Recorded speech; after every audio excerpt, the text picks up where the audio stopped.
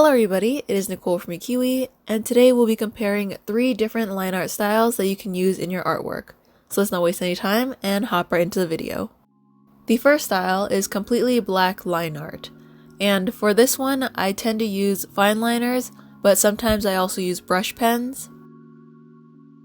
I find that when I use only black line art for my artwork, it tends to make the artwork look more bold, because there is such a higher contrast between the color and line art. I think it can also unify the whole image because the line art is the one consistent color throughout the whole illustration. However, it can also be uniform in the sense that if you use one size of fine liner throughout the whole image, then there wouldn't be any variation in line width. But something that I would suggest is to use different sizes of fine liners just to add some line variation, which is something I talked about in my line art tip video. If you use a brush pen, this tends to come naturally because of the flexibility of the brush pen and the tip. But if I'm using a fine liner and I want to add line variation just to add some more interest, I tend to add thicker lines in between joints or on curves or, for example, on the roots of the hair. In doing so, this kind of adds a shadow, but it also adds more interest than if the whole image was uniform and one size.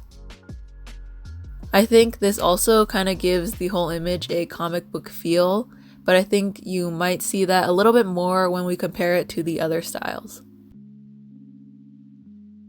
And the next style is the colored line art only.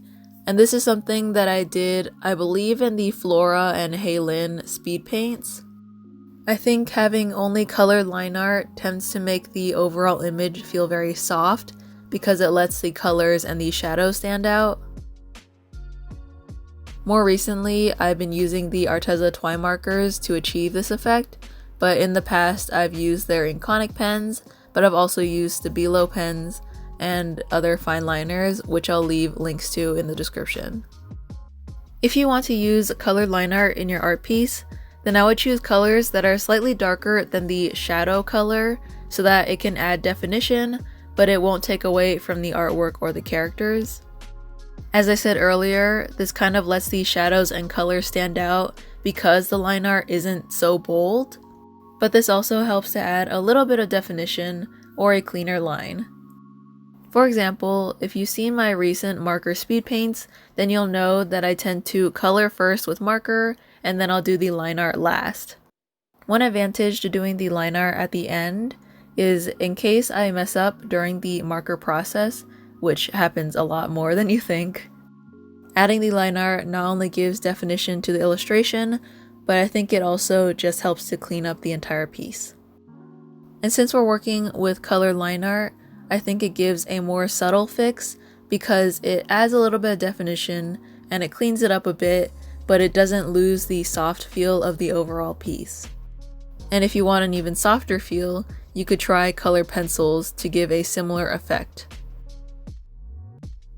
And the last line art style that I'll be going over is the mixed version, which is a mix of black line art and colored line art that I've been using a lot recently.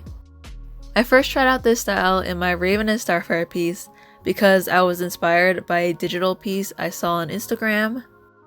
The character had a black outermost outline and all of the insides were colored with colored line art.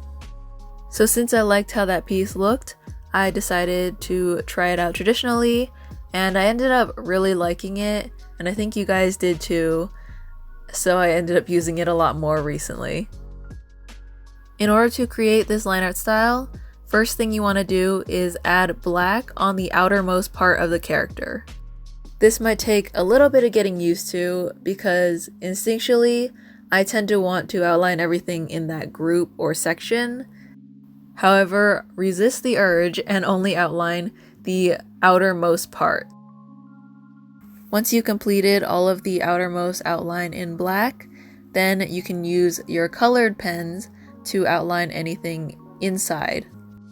Just use the same tip that I mentioned in the previous line art style by choosing colors that are a few shades darker than the shadow so that you can have some definition, but it won't be as bold as the black line art. And I think this is the best of both worlds, just because it adds that boldness on the outside, but it also keeps the soft features of the character with the softer colored line art. I also feel like this kind of gives a sticker effect, especially if you're using it on a single character like this one. But of course, these are only a few line art styles, and you can definitely mix it up or experiment and try your own way. Let me know which method or style that you prefer to use in your own art, or which one you just prefer to see. I personally use them all, but I tend to choose the one that would go well with the art piece that I'm doing.